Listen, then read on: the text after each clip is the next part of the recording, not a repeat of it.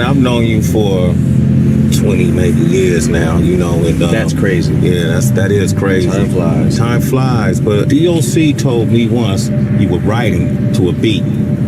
He's like, he watched you write it. And he said you went in the studio and you start spitting a verse. And then I think you left whatever it was you wrote. And he was like, man, I couldn't believe this dude wrote that, spit it, killed it. And then I went to go see what it was. He left a piece of paper, what he wrote. And he said you wrote your rhymes. It was all over the place. Yeah.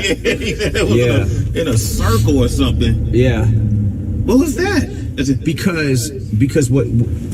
There's two reasons. Okay. A is because if anybody ever finds it, they're not going to be able to decipher the puzzle. Okay. But also, really, where that helps with that. But really, where it comes from is when I'm getting ideas, I have to write a couple words down right away, wherever they're at. It doesn't matter. I just have to get them out before I forget them. Mm-hmm. These are the thoughts. You know, these words are connecting with these words beautifully right here. Yeah. And this is a fucked up thought. And I probably shouldn't say this, but it's so fucking fucked up that, you know, people are gonna know I'm joking. I hope. Maybe not. I don't know.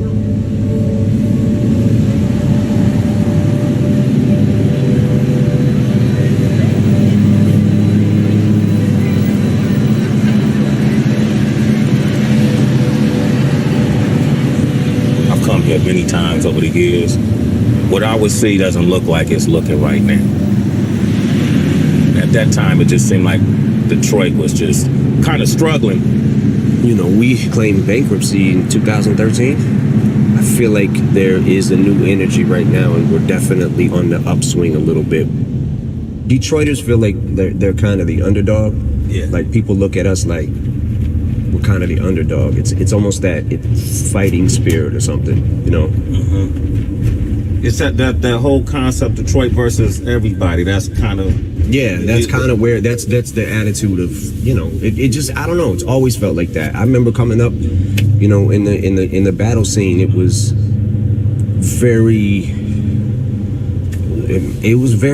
dog eat dog, and I'll tell you why. When you get on that mic, you got like 2 to 4 bars, and you better impress. You know what I'm saying? Or you get booed. Like you need to prove yourself, or we're gonna call bullshit.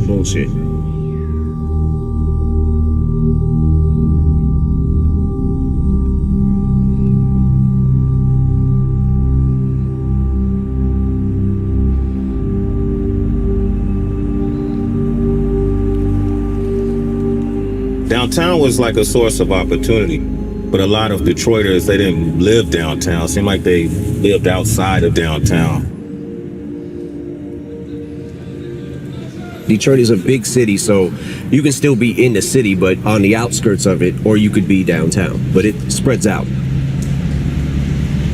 Who was the artist back then that were like the local heroes? Dilla, Slum Village. Damn, man, I remember those days too, man. Proof had really started making a name for himself. It was a weird time in my life. I remember something fell through and I was super down, and I hadn't wrote a rhyme in probably 3 months. I was living upstairs in the attic that we turned into a bedroom at Kim's mother's house, right? And I get a call from Proof, and he's like, yo, what are you doing? I'm like, nothing, man. I'm just about to go to work. And he's like, yo, you need to come down to the shop tomorrow. I hadn't even wrote anything. Like, you know what I'm saying? Like, I didn't even have anything. And then I'm like, all right, I'm gonna have to write something. So I remember going to work and thinking of the rhymes and then trying to learn it. And he was like, he basically explained to me, he was like, I said, yo, I don't know if I'm ready for that, man. And he was like, look, you come down. I'm telling you, I'm running this place now. He was like, you come down, I'll shut it down. Just have a few people in here, rap in front of them. If you don't like it, bounce, you know, leave. You don't have to come back. And I was like, all right, cool. I was writing in the mind frame of every bar needs to have something that's going to get a reaction. Every bar. Because if I'm in front of the crowd, I'm going to get booed if I don't come with it. You know what I'm saying? So that's kind of how, in that same kind of spirit, or that same kind of mentality, is kind of how I still write today. Multi-syllable rhyming is kind of the thing I got addicted to. And when you start thinking of like whole sentences that rhyme with each other, but in order to make that rhyme and do that, sometimes you might be pushing the envelope a little bit. Yeah. You know, but that's why I've always been just like, you know, freedom of speech, man. There's a parental advisory. You know, listen. If you don't want to listen, turn it off. Don't buy it. Don't listen. You know what I'm saying? Like, I mean, but that's hip hop. That's hip hop, man. You talk about writing that perfect search for that perfect verse. Yeah. Yeah. Have you found it? Any verses you wrote you feel like it'd be? I'm gonna be 100% honest. Yeah. I'll keep it 100 right now. I feel like I've felt this way for a long time. I've always been chasing the Marshall Mathers LP because I know that captured a moment. You know what I'm saying? Like, it's kind of like a time capsule when I look back at it. The times that it was back then and the turmoil that my life felt like was happening. Shit was happening so fast. I was spiraling out of control and I had a lot of rage. When people say they miss the old Eminem, I feel like it's probably that. You miss the rage and you miss me. You know what I'm saying? Like, I don't have the rage anymore that I used to have, but I still have the exact same passion.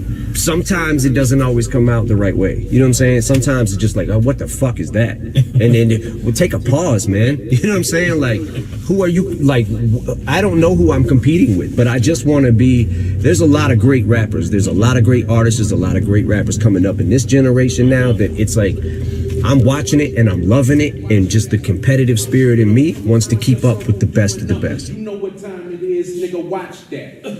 Like Shinola, you'll get clocked. Like, okay now, it's the first round. I'ma apply pressure. I'ma let you pick 1-4, the 2-2 blazer, nigga. That's Clyde Drexler. I got him back to back, champ. I'm better. That's 2 rockets ringing for even dreaming I collide with you. Nigga, I stretch you. You could either ride stretcher or get tied between 2 cars and let the ride stretch you. Play your cards right. You know, win, lose, or draw. Ooh, no, I deck you. You a joker. You comical. You ain't sick. You a common cold. I'm calm and cold. It's just different. A Floyd punch to a Drake song now. Hook different. When that forest hitting you, it's forest with it. Cause I wander on the set, bitching and look different. Nigga, welcome to the end of this. You can watch me go ape on my gorilla shit. That's animal penmanship. That chinchilla fits. It's magic. The bars is averaging 10 assists. Come get a dime, nigga. If I get better with time, why do you whine, nigga? I'm trying to press my buttons, but I decline niggas. Shit, I blind niggas. Boy, I got more shine than most of these sign niggas. Go ahead and step, brother, A5A. I can tell you about the game. I got the play-by-play. Baker's man, yeah, you hear about the cakes I slay. My shooter's dirty and hairy, nigga. Make my day.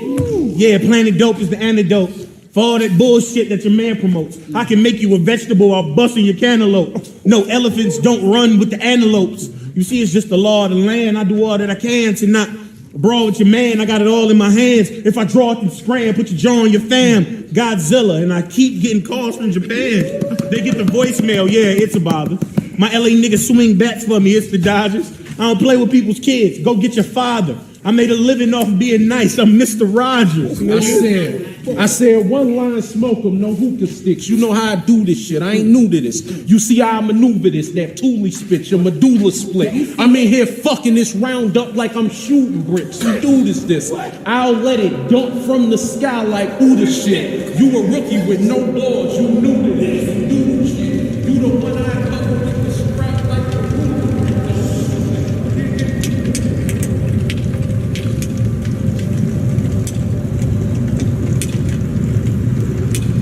How has Detroit informed you as a person on a larger picture of the country as a whole? Just being from Detroit? You mean in a hip-hop sense? Just as a whole, and even in a social sense. If we're talking about hip-hop for a second, Okay. I think that one of the great things about being from Detroit is just we I don't think in the very beginning when hip-hop first started coming about, I don't think we really knew who we were yet as far as what's going to be our style, what's going to be our, sound, what is going to be this, you know what I'm saying? What are we going to be? I think especially back then, we used to think like, man, nobody comes to Detroit. Yeah. They look at us like a ghost town. You know what I'm saying? We want to be somebody. We want to stand up. We want to be, that was always the thing back then too, was put Detroit on the map. Everybody wanted to put Detroit on the map because we felt like, yo, no one's listening to us, you know, and nobody takes us serious. You see, like, you know, if you go to New York and you're a Detroit MC, what it would seem like back then is you probably would get dissed. Yeah. Just being from Detroit, didn't matter how good you were.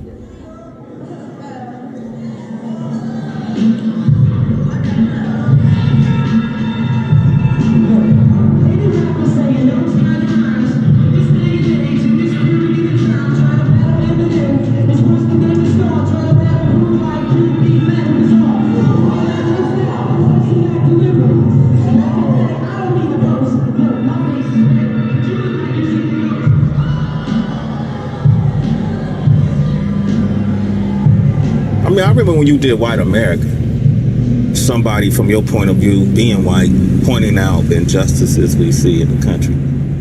With Untouchable, you said some things in that song that really made me go, man, I never even heard anybody say this. But I'm paraphrasing, but when you said sometimes I'm embarrassed to be white, you know, what does that mean? Like, I've never heard someone say that. Because I feel like, okay, when at the time, one of the things that inspired that song was there was a time a couple of years ago, if you remember this, that you would turn on the news and literally every other day was a black man getting shot by police and killed.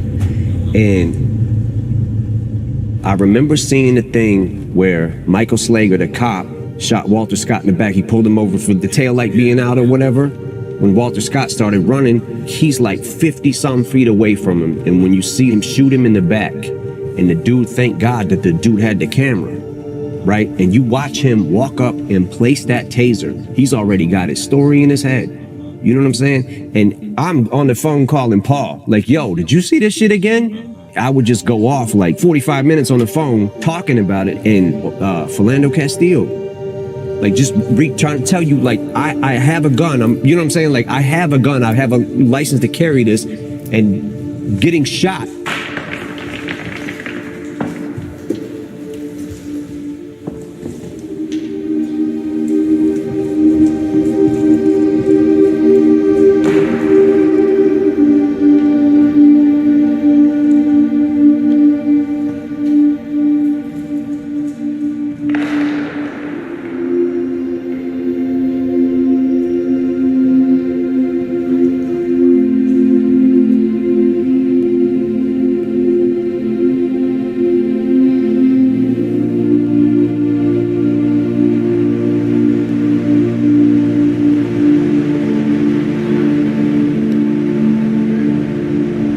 What's up with the weather in Detroit, man?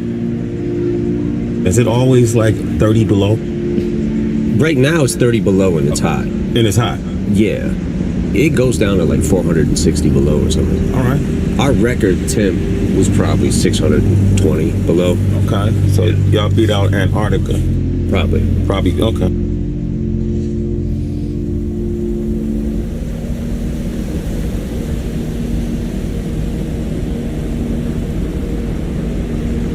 You've been all around the world.